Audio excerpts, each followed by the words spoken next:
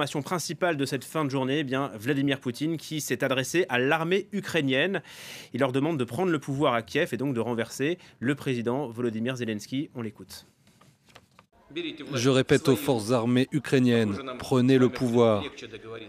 Il sera plus facile de nous entendre avec vous plutôt qu'avec la bande de néo-nazis et de toxicomanes qui a pris en otage tout le peuple ukrainien. Et Bruno Darroux est avec nous. Bruno, là, c'est un appel à faire un coup d'État, quoi. Ah oui, c'est un appel d'un chef d'État qui est encore un chef d'État étranger quand même, qui appelle donc l'armée ukrainienne à faire un coup d'État, à se débarrasser du pouvoir civil et notamment démocratiquement élu, et notamment de Volodymyr Zelensky. Donc ça peut paraître aussi un peu paradoxal, puisque un des objectifs affichés de l'invasion russe en Ukraine, c'est de démilitariser l'armée ukrainienne. Donc déjà, la première journée a été marquée par le fait que l'aviation ukrainienne a été totalement démantelée, ses bases aériennes pilonnées par l'aviation russe. Donc d'un côté, il demande aux militaires ukrainiens de rendre leurs armements, et d'un autre côté, il leur propose un rôle politique. Bon, surtout, ça lui permet en fait de montrer qu'il considère toujours que les civils qui sont au pouvoir à Kiev sont un peu des civils dégénérés, drogués, nazis, et qu'il faut donc s'en débarrasser. Ça, visiblement, c'est un objectif très important. Et d'ailleurs, c'est quand même une des questions importantes dans les heures qui viennent, la sécurité du président Zelensky, de sa famille. On sait que la France a proposé son aide pour éventuellement l'exfiltrer, mais pour le moment, selon les dernières informations, il serait toujours à Kiev. Mais clairement, on voit que pour Vladimir Poutine, en fait, mettre en place un régime militarisé, ce serait mieux. Il a plutôt l'habitude de traiter avec ces gens-là, hein, tout ce qui est de la sécurité. Lui-même est issu d'un organe de sécurité, enfin le KGB, qui était aussi un organe de renseignement, mais c'est un peu le logiciel de Vladimir Poutine. Hein. L'armée, les forces de sécurité, les forces de renseignement, vous avez ça dans un pays et le pays est tenu. Ce qui est peut-être pas complètement faux, mais enfin, on voit que ce serait son scénario un peu idéal pour être sûr que l'Ukraine devienne un État satellisé à la botte de Moscou, dirigé par des militaires. Finalement, il fait ce qu'il fait en Russie, il le fait en Ukraine. Là, il bâillonne un opposant. Oui, enfin, c'est même pire. Parce il est tout en impunité aussi. Oui, enfin, officiellement, en Russie, il y a quand même des institutions, un gouvernement, un parlement, où il n'y a pas que des militaires. Enfin, alors après, on sait que dans l'appareil d'État russe, effectivement, l'armée, les forces de sécurité, les services de renseignement jouent un rôle très important pour opérer un système de surveillance et d'encadrement très serré de la population civile. Ça, oui. Mais là, ce serait presque pire, parce que ce serait mettre au pouvoir une junte. Hein, il n'y a quand même pas une junte qui est au pouvoir à Moscou. Donc, voilà, en tout cas, on voit que que cet objectif reste important pour lui et qu'il préférerait aussi faire le sale boulot aux militaires ukrainiens plutôt qu'à ses propres soldats. Alors, ça veut peut-être dire, en fait, tout ça, ce sont vraiment des conjectures, que la progression des soldats russes vers Kiev est peut-être plus compliquée que ce qu'il attendait, et que donc il joue sur les divisions peut-être au sein de l'armée ukrainienne pour convaincre les éléments les plus pro-russes de s'emparer du pouvoir. Et en même temps, il accepte l'organisation de négociations après ce qu'a dit Volodymyr Zelensky, qu'il était prêt à discuter de la neutralité de l'Ukraine, donc vis-à-vis de l'OTAN. Oui, mais si on comprend bien, enfin, s'il y a une logique... On a du mal à comprendre, à suivre. Hein. C'est un peu de mal à comprendre ce que veut vraiment Vladimir Poutine. En même temps, il faut toujours écouter ce qu'il dit et lire ce qu'il écrit, parce qu'en fait, il est quand même aussi d'une autre manière assez constant. Donc en fait, si on comprend bien, il aimerait que les militaires prennent le pouvoir à Kiev, et ensuite, ces militaires enverraient une délégation à Minsk pour la discuter entre gens sérieux, convenables, non drogués. Donc des négociations sans Zelensky, quoi. Voilà, sans Zelensky. Voilà.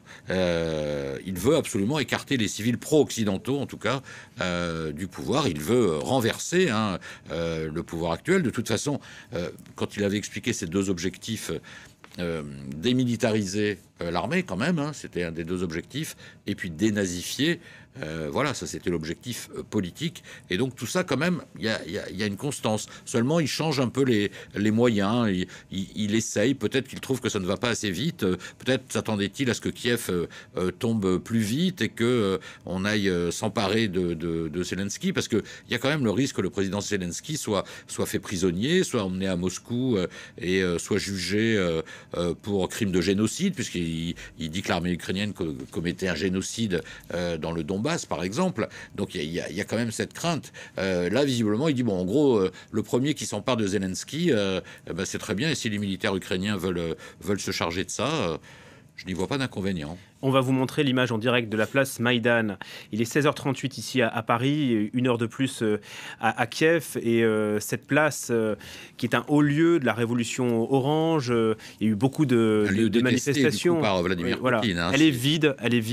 Oui. Et les chars que les Ukrainiens redoutent ne sont toujours pas arrivés. Oui. Ils ne sont pas arrivés. Et alors ça, ce sera le symbole de la victoire, voilà, pour Vladimir Poutine. De la conquête de Vladimir Poutine. Si les chars russes sont à Maïdan, la place à Maïdan, qui veut dire la place en fait, qui sont à Maïdan, à Kiev, là d'où est partie la fameuse révolution qui pour Vladimir Poutine est un coup d'État fomenté par les Occidentaux et notamment les États-Unis.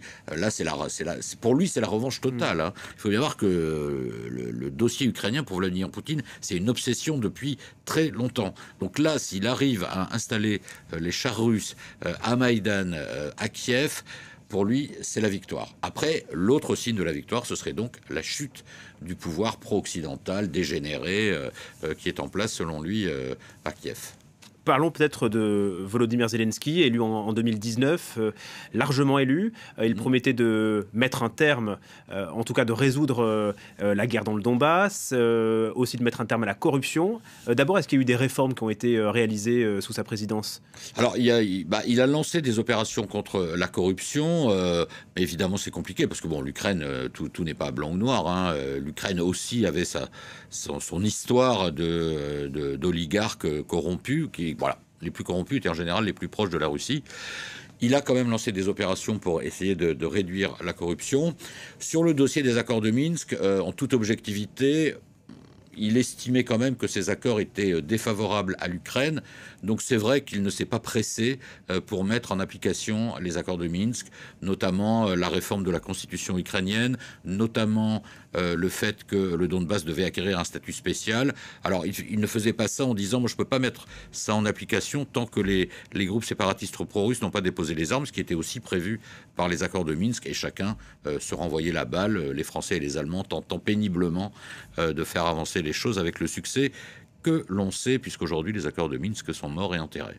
J'aimerais vous écouter sur les sanctions économiques, Bruno. Les 27 ont adopté le deuxième train de mesures hier, qui vise les technologies fondamentales russes, l'accès au marché de capitaux, l'énergie et l'aviation. On a entendu aussi Alix Le Bourdon nous dire que finalement les 27 vise directement Sergueï Lavrov et Vladimir Poutine. Est-ce que ça, c'est une première et c'est très symbolique surtout, il y a eu une évolution et sans doute beaucoup de négociations entre hier soir et là, il y a 1 heure, 1 heure et demie quand ça a été annoncé. Oui, parce que hier soir, il y a beaucoup de personnes qui disaient que c'était très mou. Il y avait beaucoup de personnes, oui, qui disaient que c'était mou, mais surtout au sein des dirigeants européens, certains, dont le chancelier Olaf Scholz, disaient non, les sanctions contre Vladimir Poutine, et voire, on parlait peut-être pas spécifiquement de Sergueï Lavrov, mais en tout cas contre Vladimir Poutine, non, c'est bon, là, on a fait notre paquet de sanctions, on s'arrête là. Et visiblement, certains pays sont revenus à la charge pour dire il faut qu'on envoie un message plus fort, il faut qu'il y ait aussi une forte portée symbolique. Et du coup, ça a produit ce qui a donc été annoncé là en début d'après-midi, le fait que, symboliquement évidemment, c'est très fort, la personne même de Vladimir Poutine est visée par les sanctions, en tout cas le gel de ses avoirs financiers, ainsi que ceux de Sergueï Lavrov, qui est pour des millions de personnes à travers le monde le visage à l'extérieur de la Russie depuis des années, puisque c'est donc le ministre des Affaires étrangères de Vladimir Poutine. Donc gel des avoirs financiers, c'est quand même fort. Je crois que c'est la première fois une des premières fois qu'un chef d'État en exercice est visé par des sanctions comme ça. Après, Toute la difficulté, c'est de récupérer les avoirs financiers de Vladimir Poutine, qui est oui. Un des hommes les plus riches du monde, selon le magazine Forbes, dont la fortune serait estimée à 200 milliards de dollars ou d'euros, je ne sais plus, mais enfin bon, vu les montants, ça ne fait pas une énorme différence. Après, toute la difficulté, c'est de les récupérer, parce que évidemment, une bonne partie de cette somme, qui correspond quand même à peu près à 7-8% du PIB français, hein, pour remettre un peu les choses en perspective, eh bien, une bonne partie de ces avoirs est évidemment cachée dans des situations offshore, des sociétés offshore. Donc, il faut évidemment retrouver la trace. Et puis, il y a des procédures. Il y a quand même, nous sommes quand même dans des états de droit. Donc, on gèle pas comme ça les avoirs financiers d'un individu comme ça. Donc, ce sera compliqué. Ça prendra du temps.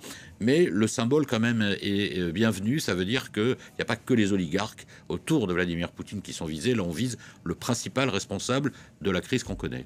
Une dernière question sur Joe Biden, qui a annoncé qu'il nommait la juge afro-américaine Ketanji Brown Jackson à la Cour suprême, première femme noire. On a le sentiment qu'il y a un peu une différence, que la vie continue à Washington, bon, et que la guerre, oui. la guerre voilà, continue en Europe. Oui, alors, c'est-à-dire que en fait, là, pour le coup, la géographie joue quand même. Hein, c'est-à-dire que pour nous, les Européens, évidemment, c'est un conflit qui n'est pas à nos portes, mais enfin qui est quand même sur notre continent, oui. Qui a, je sais pas, 3-4 000 kilomètres de chez nous. Donc c'est quelque chose de très concret, hein, de territorialement très présent. Ce n'est pas le cas, évidemment, pour les États-Unis. Joe Biden a aussi annoncé hier des sanctions, mais il a refusé, comme d'autres en Europe, un peu l'arme nucléaire pour le moment de ces sanctions, qui serait le fait d'exclure la Russie du système SWIFT. Mais c'est vrai que dans ses allocutions, Joe Biden parle toujours aussi du fait qu'il ne faut pas que ça pénalise les consommateurs américains.